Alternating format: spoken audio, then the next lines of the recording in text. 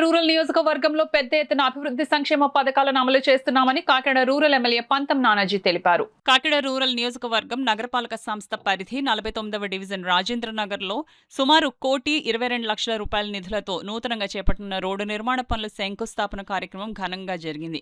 కార్యక్రమంలో పాల్గొనేందుకు విచ్చేసిన రూరల్ ఎమ్మెల్యే పంతం నానాజీ, పిల్లి అనంతలక్ష్మి సత్యబాబు దంపతులు, పెంకె శ్రీనివాసబాబు, నులుకుర్తి వెంకటేశ్వరరావులకు స్థానిక కూటమి నాయకురాలు మాజీ కార్పొరేటర్ పాలిక ఉషారాణి ప్రకాష్, మల్లిపూడి ఈశ్వర్, అనసూరి రాజకుమారులు పుష్పగుచ్చాలు అందించి సాలువాలు కప్పి ఘన స్వాగతం పలికారు. కార్యక్రమంలో కాకినాడ రూరల్ ఎమ్మెల్యే పంతం నానాజీ, కాకినాడ రూరల్ ఇన్ఛార్జ్ పిల్లి అనంతలక్ష్మి సత్యబాబు దంపతులు ముఖ్య అతిథులుగా పాల్గొని కొబ్బరికాయలు కొట్టి శిలాఫలకం ఆవిష్కరించి ప్రారంభించారు. ఈ సందర్భంగా పంతం నానాజీ మాట్లాడుతూ కాకినాడ రూరల్ నియోజకవర్గంలో పెద్ద ఎత్తున అభివృద్ధి సంక్షేమ పథకాలను అమలు చేస్తున్నామన్నారు. రూరల్ నియోజకవర్గాన్ని రాష్ట్రంలో ఆదర్శ నియోజకవర్గంగా తీర్చిదిద్దేందుకు తన వంతు కృషి చేస్తామన్నారు. ఈ కార్యక్రమంలో 49వ డివిజన్ ఇన్ఛార్జ్ మల్లిపూడి ఈశ్వర్, మాజీ కార్పొరేటర్ పాలిక ఉషారాణి ప్రకాష్, రామలింగరాజు, బంగారరాజు, పాలిక రమణ, బాలు, నగేష్, కళ్యాణ్, మణి, అనసూరి రాజకుమారి, వాసు, బాబీ, పవన్, రామకృష్ణ, సత్యబాబు, రంబాల వెంకటేశ్వర, స్థానిక మహిళలు పాల్గొన్నారు. గౌరవనీయులు పవన్ కళ్యాణ్ గారు ఉప ముఖ్యమంత్రి గారు, అలాగే గౌరవనీయులు అయినటువంటి చంద్రబాబు నాయుడు గారు ముఖ్యమంత్రి గారు, అలాగే లోకేష్ గారు వల్ల 35 మోడల్ స్కూల్స్ తేవడం జరిగింది. అలాగే 3 హై స్కూల్స్, ఒక హై స్కూల్ తేవడం చాలా కష్టమైన పరిస్థితుల్లో 3 హై స్కూల్స్ తేవడం జరిగింది. అలాగే పవన్ కళ్యాణ్ గారి పేరు మీద 75 కోట్ల రూపాయలు ఎన్ఆర్జీఎస్ వర్కులు తేవడం జరిగింది. పశువుల తొట్లు, పశువుల శాలలు కూడా నిర్మించడం జరిగింది.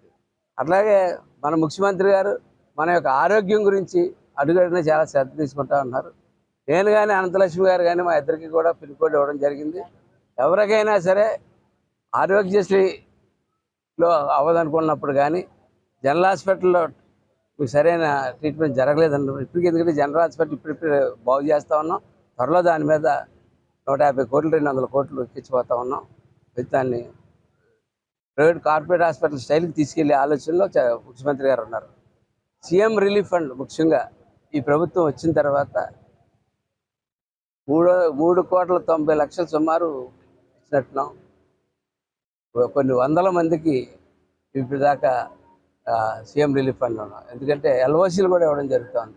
ఈ ముఖ్యమంత్రి గారు గతంలో ఒక సీఎం రిలీఫ్ ఫండ్ ఒకటి తేవాలంటే ముఖ్యమంత్రి కారు దగ్గర పరుగులెడతా సార్ అని ఒక సంతకం పెట్టించుకుంటే అయ్యింది.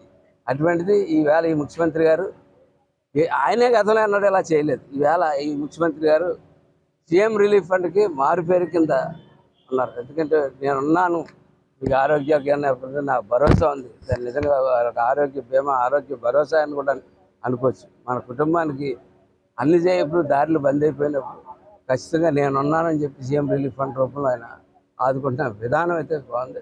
అలాగా నెక్స్ట్ మరిన్ని అభివృద్ధి కార్యక్రమాలు ఇప్పుడు మంత్రి గారిని అడగడానికి మేము ఇద్దరం కలిసి ప్రతిపడి వెళ్తా ఉన్నాం.